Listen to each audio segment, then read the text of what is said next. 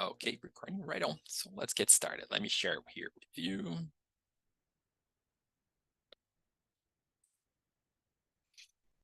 Okay.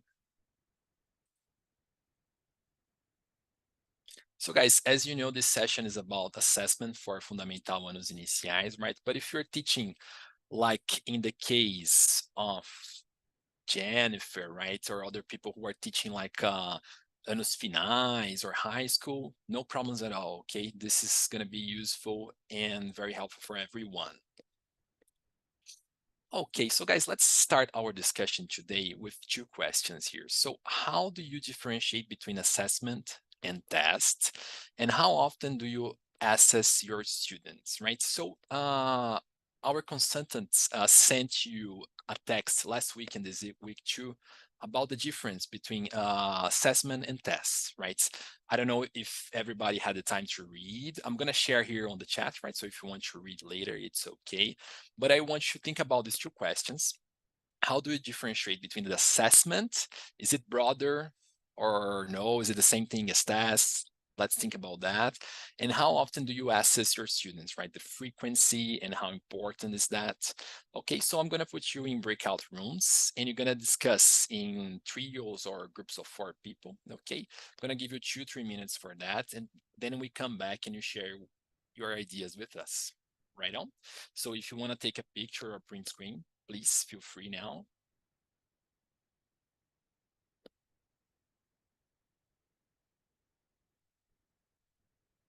No, okay. So let's go to the breakout rooms.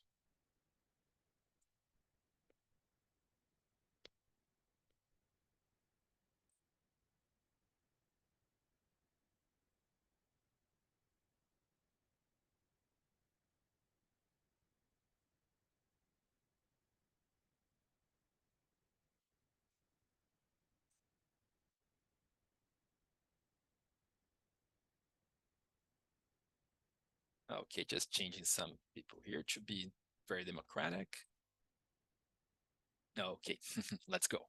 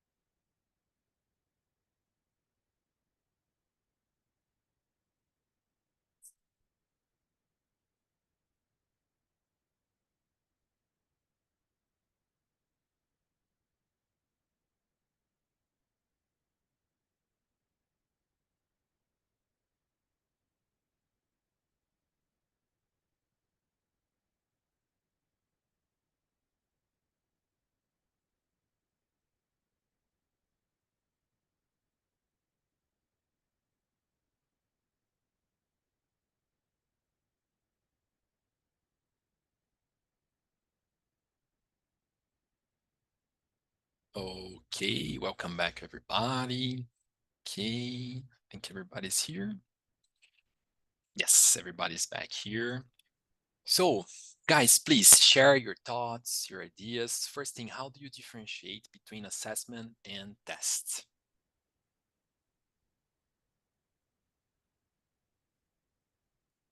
Who wants to go first? Any Oh, volunteer? I'm not sure that I have the right answer, but I can Please, start. Fabio, please, That's please. okay. Sure. Well, I was talking with my group that I guess that at least for me, I try to assess my students basically every class with a variety of exercises. And I guess that the test is something that it's more complete and complex, has a lot more parts to it. And I guess the assessment is, as Luciana said, a picture of the test, a part of the test.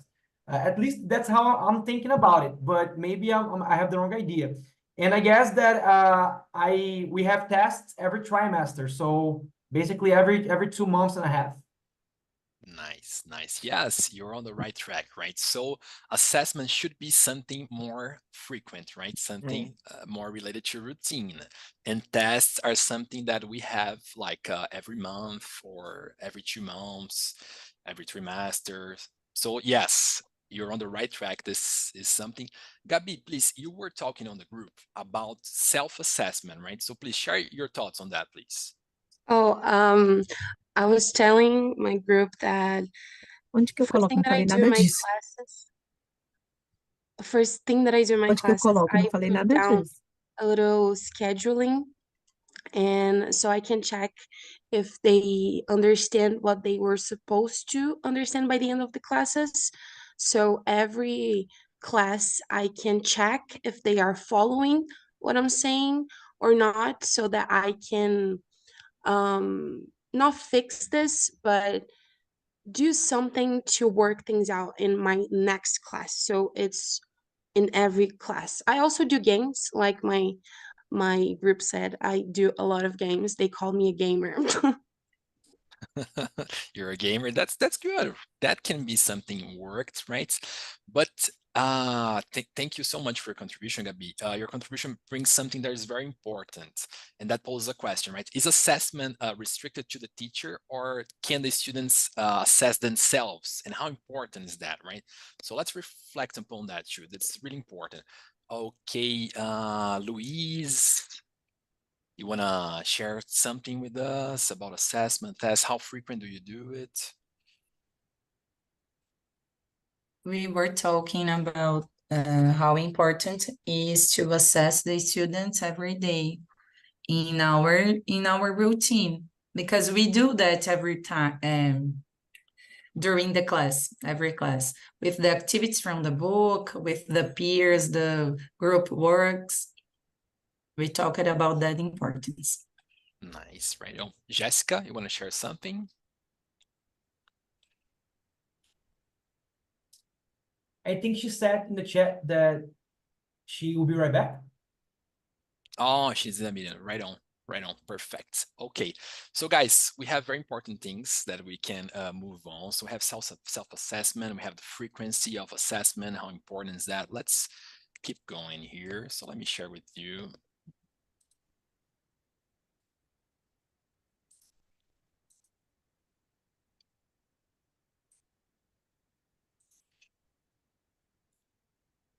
Okay, so I don't know if everybody's aware of that, but this year we have released new tests for Fundamental Anos Iniciais, right, for elementary school. We designed this test, right? So Tamara, Dani, me and Vanessa, we did that, and Fabiola too, Ligia, our team. And we are applying this test this year, right? So how has been your experience with the new Cel.Lep test for Anos Iniciais? Tell me, how has it been so far, right? Things like, are you facing any challenges, and how has been the students' performance so far? If you don't have Anos Iniciais, you can share your experience with the test that you have. like in middle school, in the case of Fabio, we have also Cel.Lep tests for that too, right? So share, how are things going related to testing in the classroom, right? Are you facing any challenges? Do you think only testing is enough, right? Like using English in use, grammar, or reading, listening, is that enough? Or do we need to go further? Do you need to have a speaking test? Do we need to have other kinds of assessment? Okay, so please take a picture here or a print screen.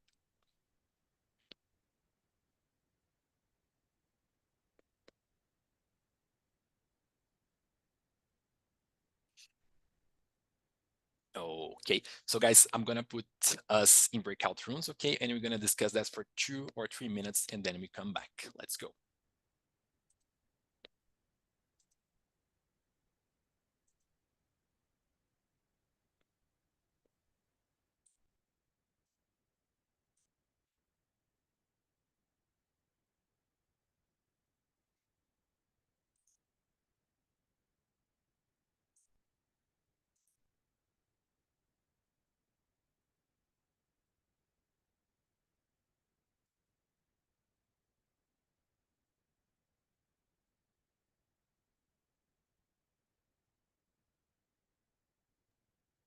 Posso ficar aqui?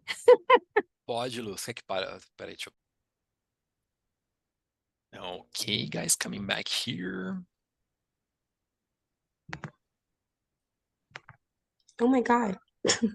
Hello, Gabi. I think I left before she finished. That happens. Don't worry about it. That happens. It's Oh okay. gosh. Right on. So just the group from Jemima is not back yet. Let's wait them to come back.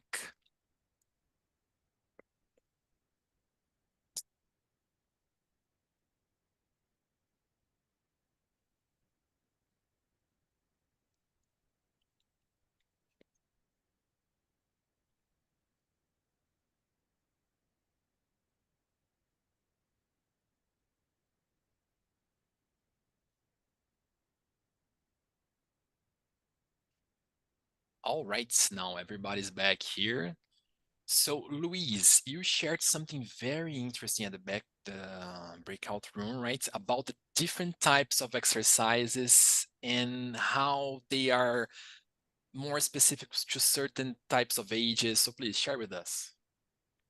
So I was telling about the tests for 1st to 3rd grade because I like them, but I cannot use yet all them for my students because they are learning to read in Portuguese, specifically the 1st and the 2nd grade. So to fill the gaps is too hard for them. But I like it so much, the activities for 4th and 5th grade. So I got there some exercise to use with them in the tests to fill the gaps, to answer the questions, and I like it so much. But until the 3rd grade, it's a little hard for them. Very good. Your feedback is very interesting, right? Because sometimes gap filling can be a little tricky for students at this age, right? And circle. I forgot to say, when I read for them, they can do it, but in the test, it's harder because I cannot be there repeating all the time. Nice, nice. And Fabio, you were mentioning something about preparing students for exams, right? Proficiency exams, and how tests can be a way, a mean for that. So please share with us. Well, I guess that in my school, we are trying to emphasize a little more in the Cambridge examination. And I guess that we have adopted the Cambridge styles. We don't do the complete exam because it's a very long exam, but we take parts of it and we expose the students as much as possible to the kind of exercise because a really hard part of it is to actually know how to do the exercise. Sometimes you do have the English ability, but you don't have the understanding of the exercise for you to complete it. So you take a long time and then you know. So I guess that we have been doing the speaking, the listening, the reading and use of English and the writing parts in the exams, and they have been really interesting because I think the students are progressing a lot with them because the exercises are actually very good, and they make you process a lot of information and etc. So I've been enjoying a lot. Nice, nice. Very good, your feedback. And something that Fabio mentioned is very important, right? The more the students get used to the format of the test, right, including Cel.Lep new tests for anos iniciais, better for them, right? So they will be more acquainted with the test and the parts of it, the structure of it, and also the speaking test. That's going to be something we're going to mention a little later here. Okay, let me check here. Okay, so Adri has a question for you, Fabio. So are you also teaching your students techniques? Yeah, for sure. We, for example, today we were working on the texts and finding the answers for like reading the text and finding the answers. And like we were just exploring a variety of different techniques.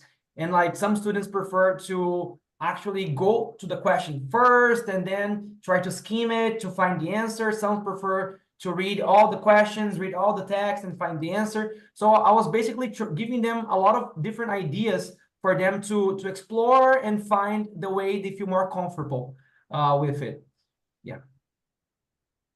Perfect. Okay, let me see here. Jessica, Jennifer, Jemima, do you want to share with us your thoughts? Gabi, please.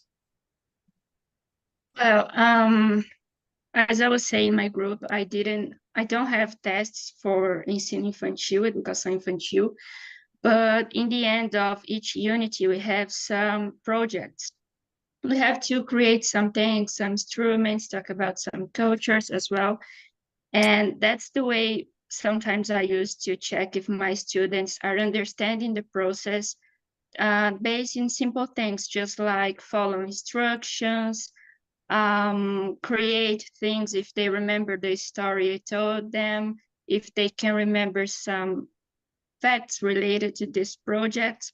So it's very simple, but we can have some thoughts on it, if things are working, how they are working, what we can improve, what we can keep. So basically, is this. Nice, great. And also, Gabi, in Iguatemi, you're working with PBL, right? Project-based learning. So share with us. Yes, I was talking to Jennifer about it. So I don't have tests. The only test that I have is a simulado that they have all the other how do you say? The other, As outras sorry. matérias. I'm sorry. Oh, the subjects. Oh yes, the other subjects. Yes, correct. So they have all the other subjects that they learn in school. So I have like 4 questions for them. But that's the test that I have. The other things that I do with them are projects. So this project, the master, they did a project about culture. So, and I have them very divided in parts. So the first one is always the warm up. So we always watch the video. So we watched the video about culture, and then I had a whole class of discussion with them about what they understood about culture and what they learned just watching the video and checking their previously knowledge about the subject. And so before that, we did a fact file about the culture that they had assigned. I had assigned them groups and countries, so they had to do this. First of all, they were blind. They didn't knew anything about the country. I just needed to understand what they had in their minds and what they knew before I even started talking about the countries itself. So I gave them handouts about the countries that they were trying to guess the information, even if it was completely wrong. It really didn't matter at all. I just needed them to understand the question, understand how to answer the question. And I gave them the answer. I gave them the handout, so they had to read the test, find the answer, and correct the answer in the poster that they made, but without erasing anything, just correcting what they find out, if they were going in the right direction or not. And we had a presentation about that. It was very, very nice. The next part was to finally really understand what a fact file is and why they are important. And then I will grade the posters that they make with all the things that I needed to be there. For example, the prepositions of time, comparatives, or even weather, or anything that I I gave them the structures, right? So I had to see if they were understanding exactly what I was telling them to do or not. And by the end, I did a little closure to understand if they really, really, really understood why we were doing all of the things that we were doing, because this was a process for like 4 weeks. So it is easy to became a little foggy, like they don't understand why we are doing what we are doing. But that was my project this semester with them. It was really, really nice. Thank you so much, Gabi, for your contribution. One thing that you mentioned that's very important, self-awareness, right? Because when we're talking about assessment, we are assessing them, we are praising their evolution, their improvements, but are they aware that they are improving, right? And how important is that? This is vital, right? They need to be aware that they are improving, or that is something that they need to improve, right? So assessment is more than just testing, okay? It's about your appraisal and their understanding of how far they are going. Where do they need to work, right? So this is very interesting. Thank you so much, Gabi. Now, guys, related to the tests, let's think about the rationale behind it. And that's something linked with what Fabio mentioned, right? About exams and types of exercises, the branches that we have. Let's check it out.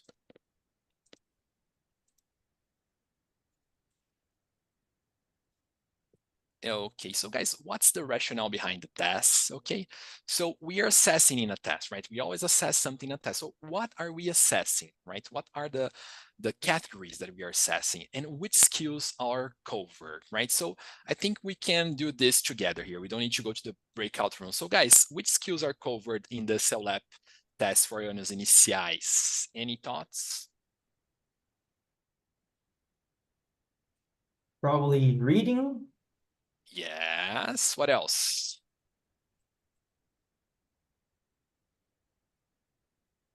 Writing and speaking and listening.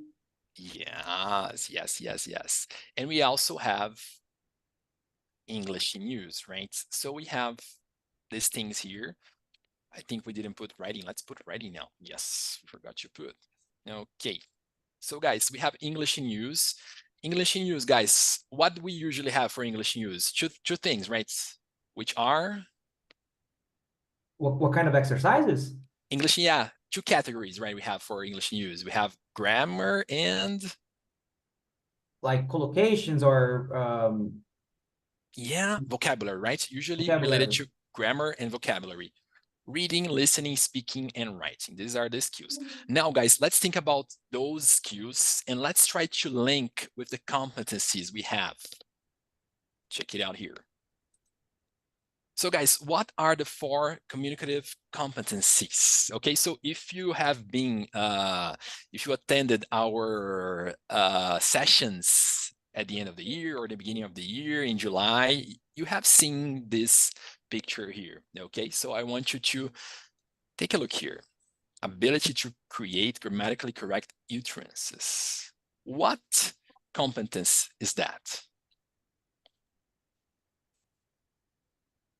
Any idea? Linguistic. Linguistic, yes. Right on, Fabio, linguistic. Okay. So guys, please, I want you to go to breakout rooms and very quickly, okay, like 1-2 minutes, try to guess and discover here what are these 3 competencies here, okay? So please take a picture or print screen.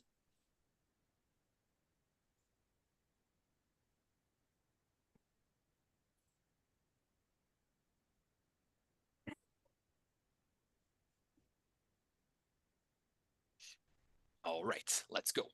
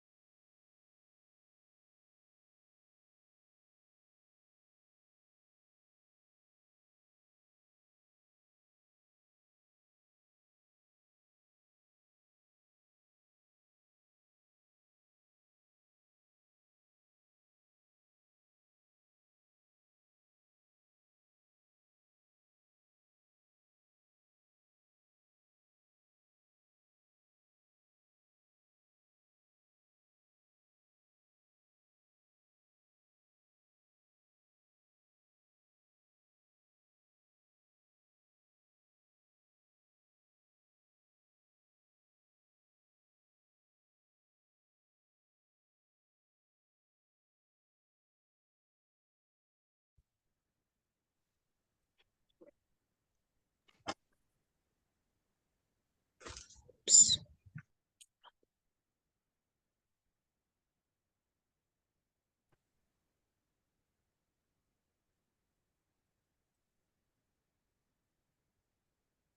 Okay, welcome back, guys. I think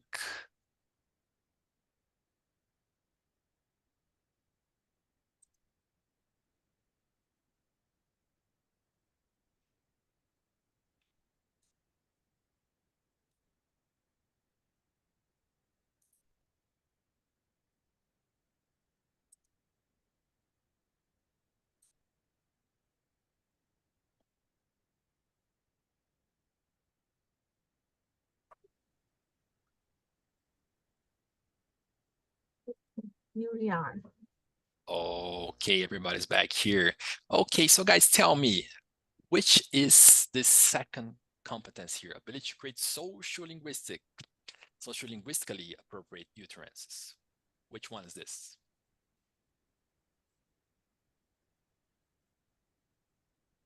Social linguistic. Right on, Fabio. Right in the bullseyes. Very good. Okay, and the ability to produce coherent and cohesive utterances.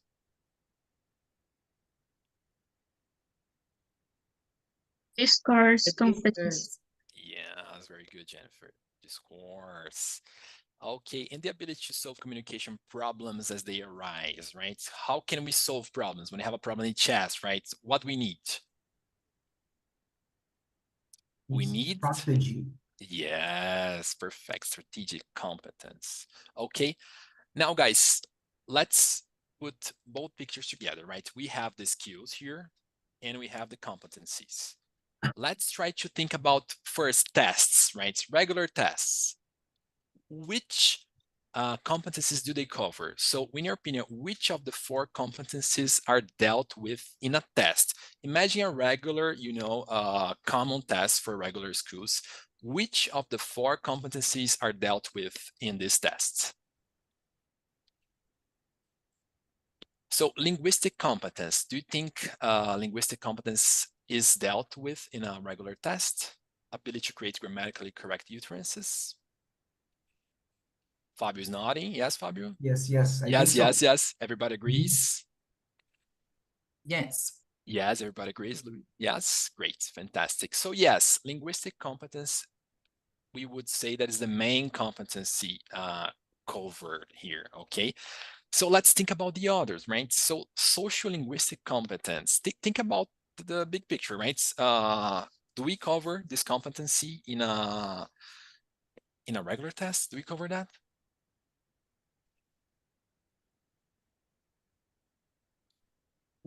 I guess the test has some kind of like idioms and expressions sometimes.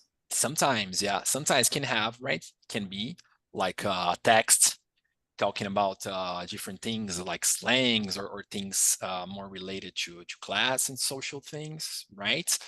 But in in a common test, is that like really tackled in a common test? As comparing to a conversation, like a real life conversation? Yes. So yes, can be a little part of it there, but not as a real life context, right?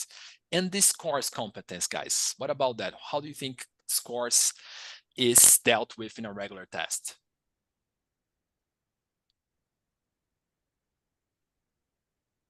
Only in a speaking test, right? Right on, Luis, right in the bullseyes, right? So this scores writing could be a writing, right? Yes. Yes, Right. right. Yeah. Writing too, like to be coherent in a text, right? To have your ideas organized, could be, yes. Writing and speaking mainly. Any strategic ability to solve communication problems as they arise.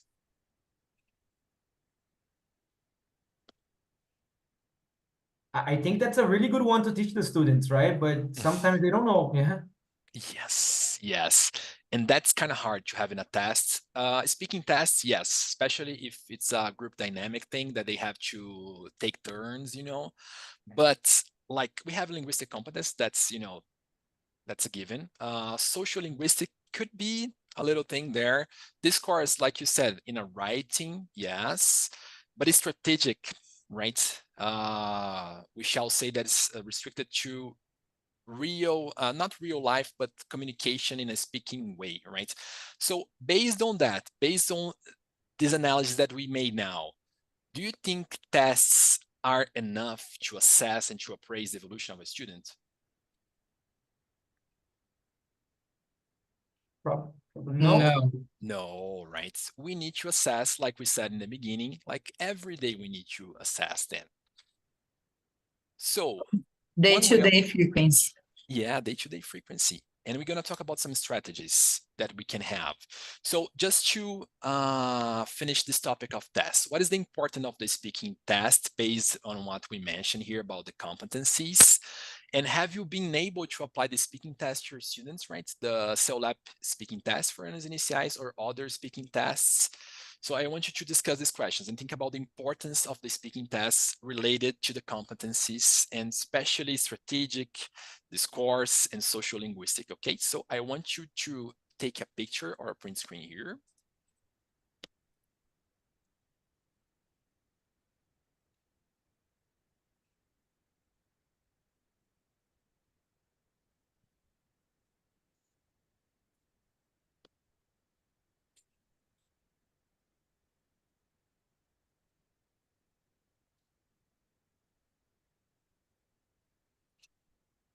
Okay, so let's go to breakout rooms and let's discuss the importance of speaking tests and if you have been able to apply them to your students.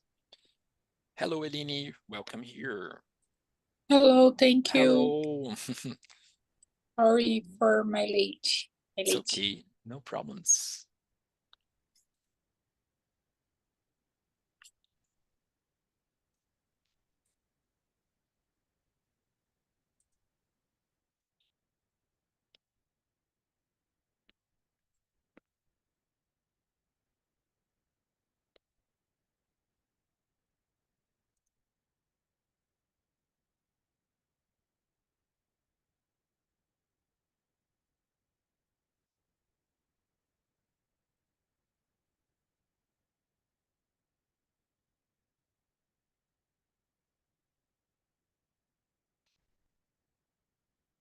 Recording the session. So guys, please share with us, have you been able to apply speaking tests, the Cel.Lep Anos Iniciais or other speaking tests with your students?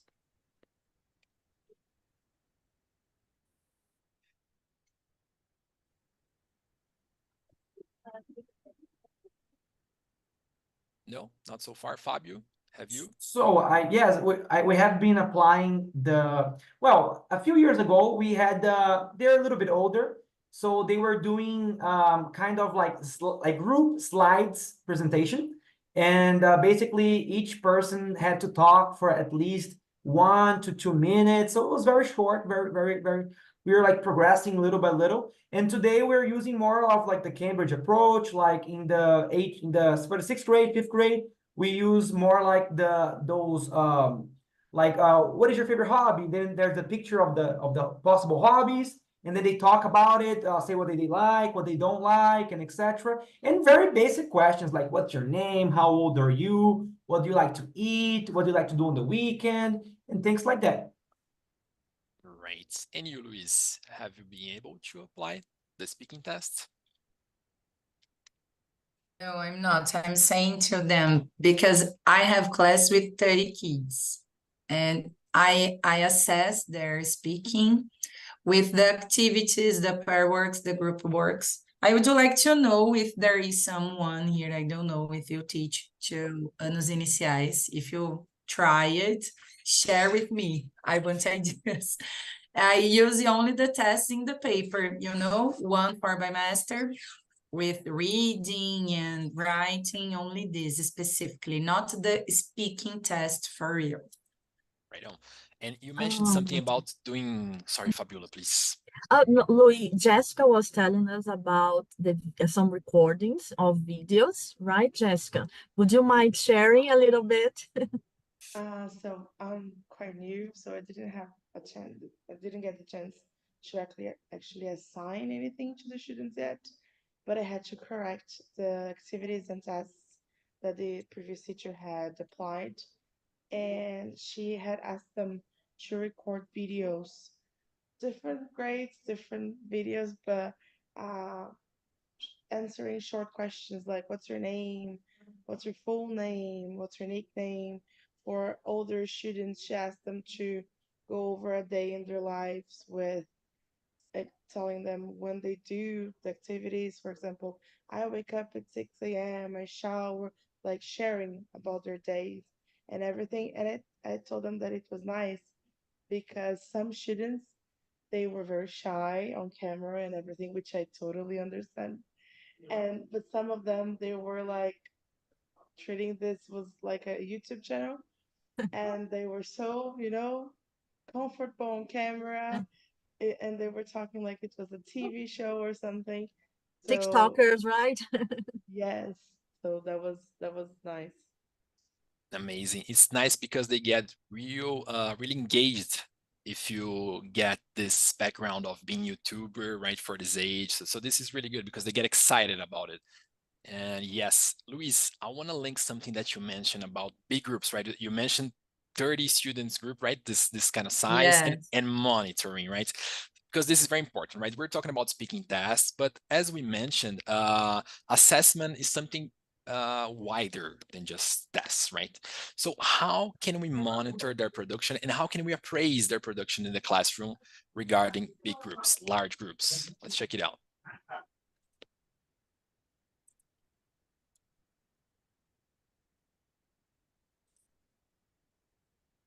Okay, so practical tips for assessment. So monitoring students' production, right? This is the first topic here. So guys, imagine you have the situation as Luis mentioned, 30 students. You can monitor all of them in one class, right? So how can you approach that? Can we divide? Share your ideas, please.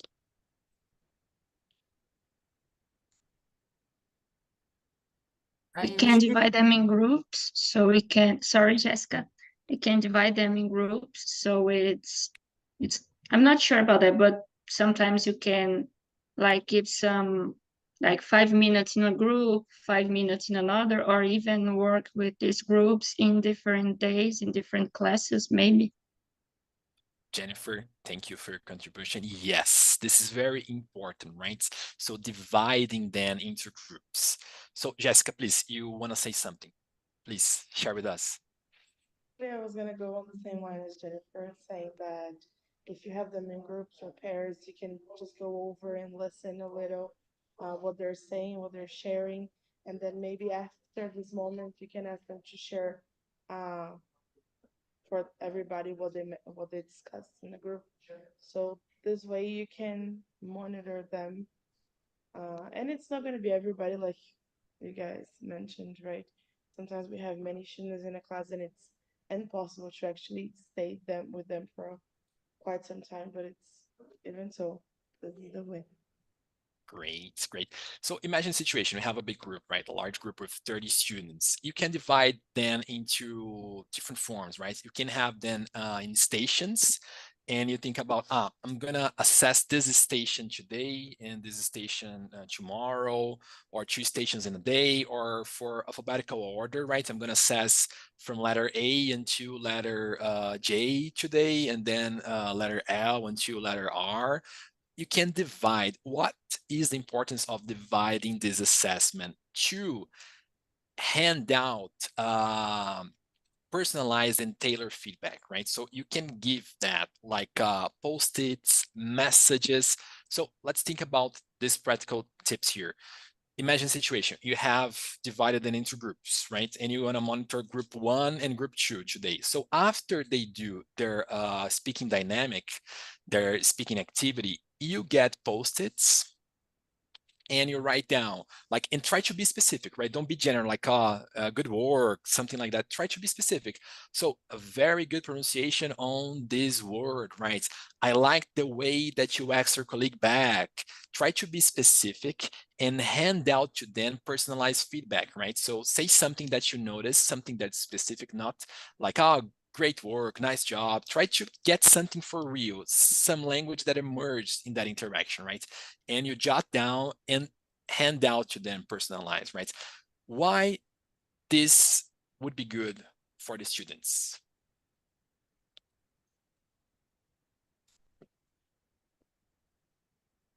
Luis?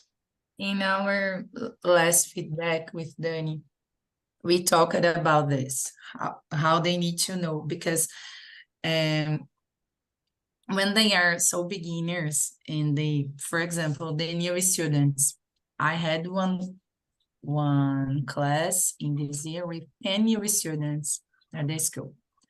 And some of them don't know English. They are really basic, and they are in 4th grade. So we talked about how they need to know that are doing great.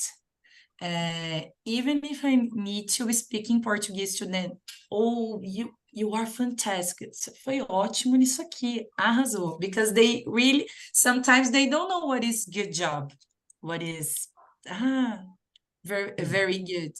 Only to emphasize that it was great doing that, you know? So one thing that's important is to boost their morale, right? Yes, You this. notice the teachers paying attention to me. I'm important. My contribution is important. My learning is important, right? It's not I'm saying something and it's gonna be gonna blow in the wind and never comes back, right? So this is important to notice them and see what they're saying, and to praise them is also very important, right? But personalized, let's just put a side note here, is very good because they can see, of course, like Luis, you said, some age groups, they're not able to understand everything completely. They're like their cognitions are being formed. So let's take that into consideration. But personalized is good because you are going on the spot, right? So they, oh, okay, you can't write a great job, well done, but try to be specific, like, oh, I like the way you pronounce this word. I like the way you did that. Or even so like, I like the way, but try to work on this, right? So on your pronunciation of that. And that's also important because they don't feel exposed, right? If you give to them like a post-it, they don't feel exposed. They don't want to be exposed, right? I think as students, we don't want to be exposed. Like if we made a mistake, we don't want everybody to know that we made a mistake, right? We want that for our improvements. But this is something very important. Let me see the chat here because we have some contribution. Right on, right on. Okay, and guys, just to wrap up this practical tips here. So we talked about monitoring students' production, right? And Louise said something about self-awareness that's links up with something that we mentioned in the beginning, right? That they need to be aware of their evolution and also feedback, right? So imagine you are monitoring then the groups, so you chose some groups to monitor more carefully today, but the language is emerging all the time, right? You're listening to things that they're producing, right? It's very important to jot down, get this language, right? With a notebook or something that you like to jot down, write down this language, right? Everything, listen carefully. Okay, finish the activity. You can give them some post-its as personalized feedback, but it's also important to tackle this language for the whole group. And how can we do that? With feedback for emerging language. So let me show you something here. So let's imagine this hypothetical situation, right? A student said more code, right? You're talking about comparatives, and he or she said more code. No problems at all. We wrote it down. Okay, more code. What do we do about that? We don't need to expose the student. We don't need to say the name, but we need to use this language to foster their improvement. So we can use like exercise using emerging language, right? So you transform this mistake here into an exercise and you put on board or type on the computer for the projector. So you have, choose the correct alternative here. So São Paulo is more cold than Rio de Janeiro, or São Paulo is colder than Rio de Janeiro, right? And get the ball back into their court, right? So guys, please answer to me. You ask your students to answer, right? Okay, so they're gonna give you the correct answer here. So São Paulo is colder than Rio de Janeiro. And why is that important? You are not exposing students who made the mistake, so they don't feel bad about it, okay? They're gonna know, oh, okay, maybe I say that, maybe they will be aware of that, maybe not, but you are transforming it into an activity for the whole group, and it's student-centered, right? Students solve this issue here, not the teacher, right? You're giving the ball back to the court, and it's challenging and more engaging than just we have like, the student said, more code. Okay, so guys, we can say more code, right? It's code or the correct. Okay, we are being teacher-centered. That's okay sometimes, right? But sometimes it's good to be more student-centered. Give the ball back to them. Adri, you want to share something? No. It's okay. Right on. So guys, sometimes it's nice to transform this language we assess that, oh, okay, this student here is using that structure. Okay, he needs or she needs to work on that, but use that as a content for an exercise for the class that everybody's going to be engaged, and you're going to see if they are understanding this topic, right? So feedback using emerging language is a great tool for that, right on. So guys, now I want to ask you if you have any questions. Let's open for a Q&A. Please feel free to ask your questions, anything you have doubts about the tests that we started this year. Please, your contributions.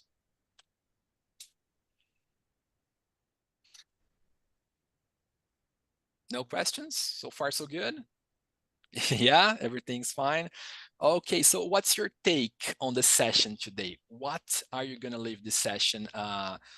What was the most important thing that you reflected upon, that you see that you're doing in the classroom?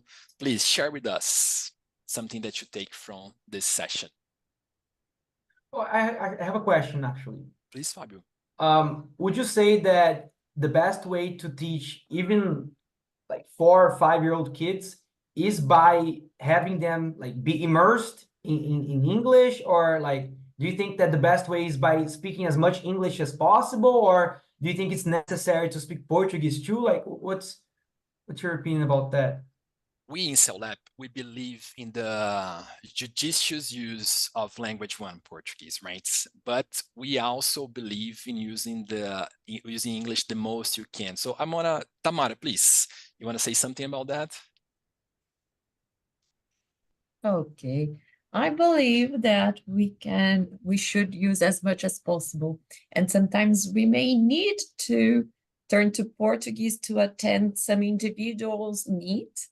But the idea is to teach, to have the class 100% of the time in English. Obviously, we understand that sometimes in Portuguese might be necessary. Sometimes, but then we should use that technique in which we say the sentence, the full sentence in English, then we say it in Portuguese, and we say it one more time in English.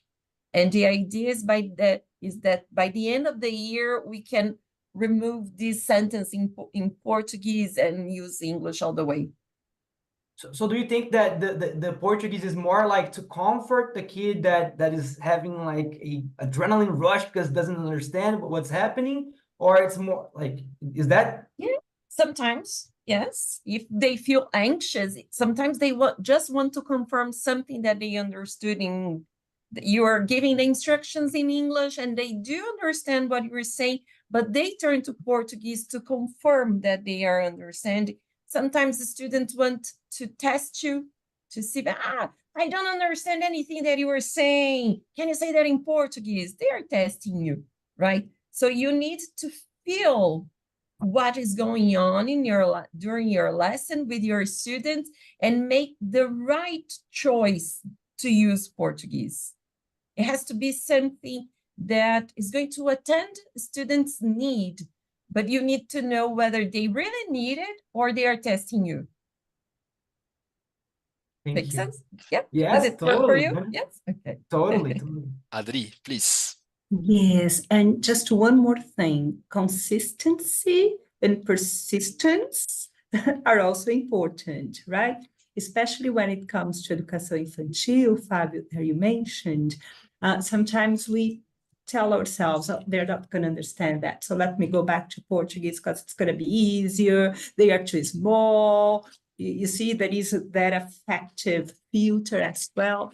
So you have to persist and be consistent, right? So I'm going to say it once, I'm going to say it twice. Maybe they're going to be able to understand for the 10th, 11th, at the end of the year, right? But you have to persist a little bit, right? And I understand it's very easy to give up. Yeah, it's very easy. It's also comfortable for us, right, to give up. So do insist, because they're, by the end of the year, they will be able to understand, they will be able to produce something, maybe not what we are expecting, but what they can produce. I guess this is something to bear in mind as well. Tamara?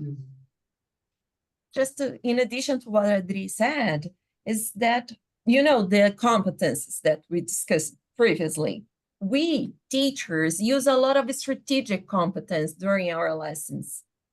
Not only we teach the students to use them, but we use them as well, because we need to use body language, we need to use visual aids to support what we are saying. We use repetition, we use different choices of words to communicate with students. So this is something that we tend to use much more than students themselves to have our message across, you know, to get our students to understand what we are saying. Like using a Latin word, is that considered a strategic way to, yeah? It is fun. Yes, for sure. Louise, please. I was laughing here because my three-year-old class, they learned now 2 months, 3 later, to get the pencil case. You see? And I was repeating this from 31st January until now. From day Get your one. pencil case. Get your pencil case. A pencil case is here. And they and now they can do it. So you have see, to Louise. Yeah, repetition so much. This is one example of consistency Yes. and persistence. So that's a very only good to one. share you. For the pencil case, it's just one word, but you see how much you have to, you know, Yes.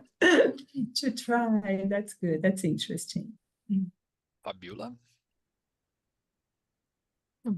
Just to add a little bit to what Tamara and Adri are saying, yeah, so concerning competences, we should also have in mind that we have another ways, other resources that are more than verbal, go beyond the verbal communication to convey our messages as well, especially with the young learners, with youngsters, the teenagers that are the visual resources, our body language. Yeah, so all of these resources, we should make use of them. Yeah, so the most we can, like what we usually say is not teach only with your mouth, right?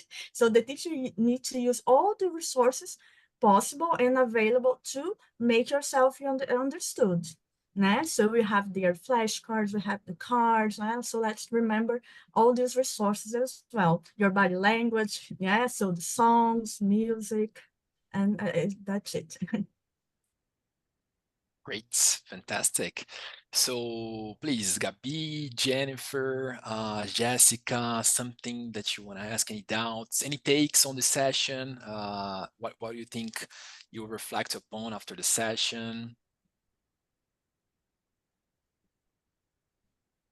I can go on.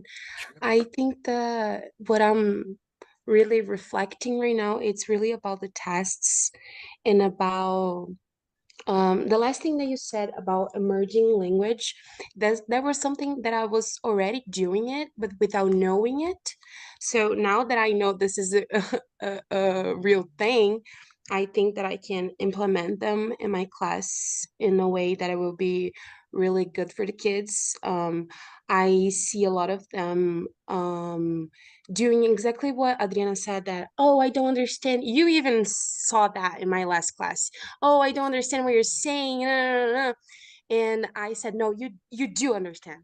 And just 5 seconds later, she was translating everything that I was saying. So I always see this in the kids, but I really don't know how to work with those things. And I think that today was really nice for me to understand some points that I can work with the kids in my class, and not just with myself as a teacher, but also with them. And I also wanted to say that with my sixth graders, they are really talkative, and sometimes it's really hard to do my class and everything. So I'm implementing some attention getters, and they are absolutely loving it. They love the holy moly guacamole, and it's really fun. So yeah. Easy lemon squeezy, yeah. They love it. 1, 2 eyes Later on on me. here. Great. They love it. Macaroni They and love it. cheese, everybody freeze. Oh. Yes. And it's Hocus out. pocus, everybody focus. Oh, wow. Gabi, sixth graders being sixth graders, right? Yes, Forever. absolutely. That's cute. That's nice. Also, this attention getters is something that we can use TPR, right? Total physical response. Sometimes, you know, switching on off the light, making some comments that they have to move the body, right? Because sometimes only speaking can be kind of restrictive, you know, like only the cognition part. We need to use their bodies, right? So think about these attention getters together with TPR, total physical response. So guys, get up, sit down, something like the lights, something like this, because we need to get their body's movement in order sometimes today to calm down, right? So sometimes some teachers that I have been observing, they have like some moments of stretching and breathing too, right? But this is a whole other level of a physical response, right? But it's also nice to mix that, okay? So attention getters with some physical response. With my 6th grader, we always start with like a literal warm up. Like I choose a video of a dance or for example, there's an alphabet dance or the floor is lava dance that they like, or the freeze and ice or anything like that. And they always get to pick one of those, and we dance and we just let all the energy flow out of our body. And then I say, okay, now we're gonna start our class. Okay, and then we start. But sometimes it doesn't work. But I always try to do this in my classes because they have a lot of energy. Yeah, high energy activities are really good to start a class in some moments, yeah, but sometimes it can go towards anarchy, right? So sometimes that happens, right? So It does. it does, it does. Okay, right on.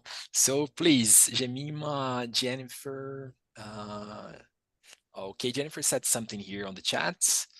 So I have a lot to reflect about assessment, at least as I'm not testing them, not officially yet, right? So far, but let's see. You just have started, right? You mentioned to us in the beginning of the session, right? So you and Jemima have just started. Very good. Okay, let's see. I think what Gabi said, it sums everything up because sometimes it's more about being aware that we're doing things that are actually techniques and making sure we do them more often because they work.